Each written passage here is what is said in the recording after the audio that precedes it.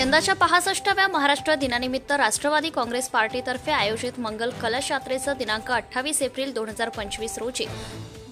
धुळे शहरात माजी मंत्री तथा आमदार माननीय अनिल भाईदास पाटील,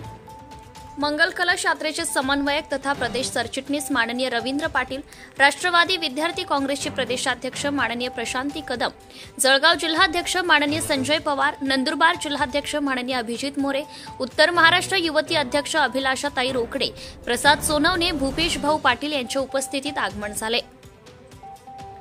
सदर मंगल कलश यात्रेचं स्वागत राष्ट्रवादी काँग्रेस पक्षाचे नेते माननीय इर्शादभाई जहागीरदार यांच्या मार्गदर्शनाखाली व धुळे शहराध्यक्ष माननीय कैलासभाऊ चौधरी यांच्या नेतृत्वात त्यांचे जनसंपर्क कार्यालय नेहरू चौक देवपूर येथे करण्यात आले व धुळे शहराच्या सौंदर्यात मोलाचा वाटा असणाऱ्या पांझरा नदीचे म्हणजेच धुळेकरांची पांझरा मायेचे पाणी डॉक्टर बाबासाहेब आंबेडकर यांच्या पदस्पर्शाने पावन झालेली संदेशभूमी येथील माती तसेच शहरातील सर्व धर्म समभावाचे प्रतीक असलेल्या दाता सरकार दर्ग्यावरील गुलाब पुष्पाने भरलेला कलश या मंगल कलश यात्रेत धुळे शहर राष्ट्रवादी काँग्रेस पक्षाच्या वतीने सुपूर्द करण्यात आला।